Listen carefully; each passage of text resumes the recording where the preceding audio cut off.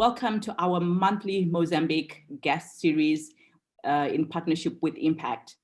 Today, we have Paulo Goque, who is the MD of Rosa Lavandaria. Without any ado, Paulo, welcome to our show. Thank you for accepting the invite. Thank you. Good morning, Anicha. I'm happy to be here with you. Let's start the show by, getting to know you. Tell us a bit about yourself and your business. I'm the CEO of Lavandaria Rosa. Lavandaria Rosa is it's a family business that started in 2005. The name Rosa stems from the founder, which is my mother, Rosa. She is a retired nurse that had an opportunity to provide service to one of the prominent clinics in Mozambique. She started the business, and my young brother jumped into helping her. Eventually, my young brother convinced me to get into the business, and I came up with the finance, and my brother put his hands on the ground. At that time, I was working for the banking sector. Hence, I didn't join it right straight on then. But the business has grown from 5 people in 2005 to 100 people just prior to COVID. Today, Lavandaria Rosa caters for hotels, more than 12 hotels in town, caters for restaurants, caters for the healthcare business, caters for the industry. So we are the leading industrial laundering country. In a nutshell, this is the small story of Lavandaria Rosa. Wow, that's an amazing story. You Yes. started, on a very humble note, and it's amazing. Congratulations for that. Thank you.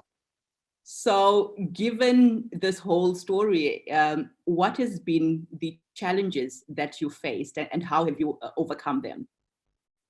Well, the biggest challenge that we faced was actually during the growth of the business, coming from being a small business to actually get to the medium size, say from the change from having 5 people to suddenly having 100 people. One of the biggest challenge was to finance this growth. The interest rates and the costs of money are very challenging in Mozambique. That's one. Second, the electricity costs, infrastructure costs are very expensive to have those services to move forward. And at the end, I would say the fluctuating exchange rate. If you organize your business and you have surprises because your base rate, which is Metical, goes up, suddenly you have impact on your costs. And you have contracts that you cannot change, yet your costs you have impacted your cost base, and yet you have to fulfill the business. So that has been the biggest challenge. But we are resisting and we are here. I definitely can also relate to that.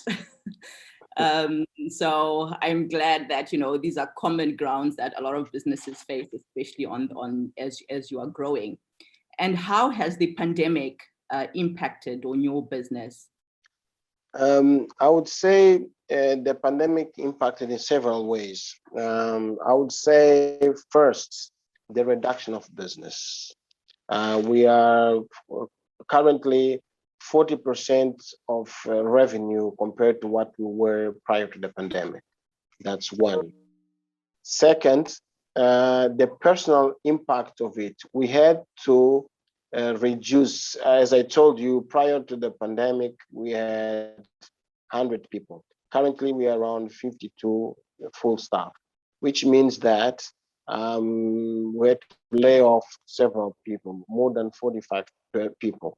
If you know what is the current environment here in terms of households, each family has roughly 6 to 7 people in a family. So if you say 45 to 50 people, you'd say that 350 to 400 people have been affected directly by. So that has been the hardest fact that I had to face in my business dream to dismiss people because of COVID. That thirdly, one of the biggest challenges that your fixed costs are still there. I still have to rent the same space. I still have to have security. I still have to, the outsourced vehicles are still there. I still have to pay the banks. The banks are asking for their full money. So you can imagine what strain it has caused on us. But we are here and resisting it. Thankfully, the vaccine is there, and we hope for better days. Well, that's amazing, and that's also, a bit sad. But I guess everyone, you are still here, and there's the possibility of still growing and Yes. knowing that you can pivot into, through such difficult times. That's really, really important. So how can you benefit from the gas summit, from the gas sector, and how can the gas companies leverage from what you have as a business, your skills, your capacity, and your experience? Okay. First of all, I would say there's the small businesses in Mozambique can benefit a lot and leverage from the impact that oil and gas brings into Mozambique. As you know, there is a percentage of the business that have to be done through local companies. And we are positioned in that space where you are not required to have very specialized skills that did not exist in the market. Okay. So if you talk about laundry, cleaning, and so forth, there's so many services that can be provided to them. That's one. We can leverage from the demand that the sector has. Second, we can also have benefit from the requirements that they have. I would look into, if you look at the standards that they have in terms of safety, health and safety is a critical aspect in the oil and gas business. And if we provide service, we have to adhere to those standards. That's put us into the next level in terms of safety requirements. Second, I said standards. We are currently in the final process of implementing ISO. Just the fact that the companies such as those are here in the market, and we are going towards ISO, we make sure that we are aligned to what they require, and there's no excuse to say that there are no local companies that can do business with them. As a matter of fact, we are providing services to Mozambique Aluminum, which is a company that has more than 2,000 employees. We are providing service since 2017, and we are part of their supply chain. Each employee that goes there must receive a clean PPC every day, and we are providing that. And that is an example that we are showing that we can provide such services. So we expect to do that in the oil and gas sector as well. Well, amazing. Amazing. So, there is capable companies out there, like, one like yourselves, that are ready and already have the track record and experience to validate the capacity that you currently have. So that's correct. That's correct. We have a lot of Mozambican companies that are already providing services. Their services, what we would like to see is that you map the services that are already being provided by Mozambicans, which means that those services that are being provided by Mozambicans at a world-class companies can be done by Mozambicans. As an example, I operate with Mozal. The catering is a Mozambican company. The cleaning is a Mozambican. You name it. Maintenance is Mozambican. So it's one example, which means that a world-class company is already being provided service by Mozambican companies. So there's no excuse. We are ready to provide services. That's it. That's a good example of, a success story being implemented. And I'm sure it took some time, but the fact that there's actually now Mozambican companies that are doing those very specialized services it just shows that, again, it's possible. We are in an industry, in a market, that anything is possible if given the opportunity and the platform as well to prove ourselves. That's correct. That's correct. I couldn't agree more. Now. So every year we have the Guest Summit, and I know last year you participated in it. So yes. What do you be looking forward to, and what features can we incorporate to make the event better? I would say first, that's an opportunity for us to engage with the companies, to show ourselves. It's a platform that will provide us business opportunities. That's one.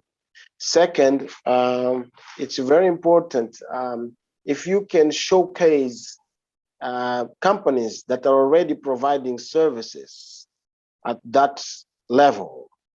Is not to separate, but is to reiterate, to reinforce that these companies are already providing services to world-class companies.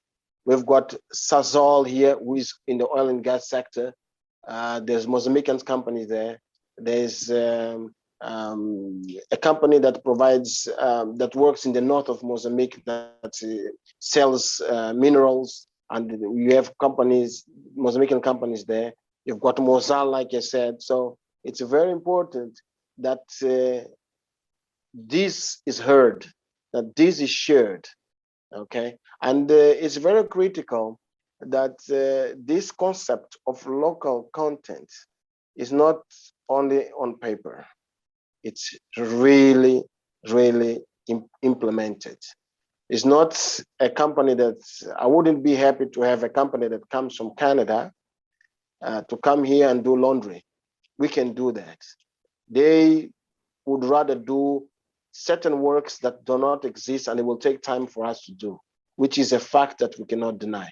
But there are services that can be done. So hopefully the summit can make sure that it shows these are the companies that are already providing, which means there's no excuses. Give them business and let us show that Mozambicans can do, and we can do it. Well said, Paulo. So we're definitely going to look forward to seeing you again at the summit. And it's very good to know that these platforms are very crucial and are beneficial to the life cycle of participating in sectors such as oil and gas. Definitely. Paulo, thank you so much. It has been an honor to have someone like yourself accept an invite to be part of our monthly series. We really appreciate that you took time to share your story of ups and downs and success, and still struggling. And still struggling. Yeah, thank you very much. And I hope to see more companies that will come and show that we are here in the markets and we are ready to provide the service. Thank you. Thanks, Paulo, for your time with us. So from us, Mozambique Guest Summit team and Impact Women Who Lead, we look forward to seeing you in our next episode, which is going to be next month, and also looking forward to seeing you on our live Mozambique Guest Summit that will be towards the end of the year. Thanks, and bye-bye.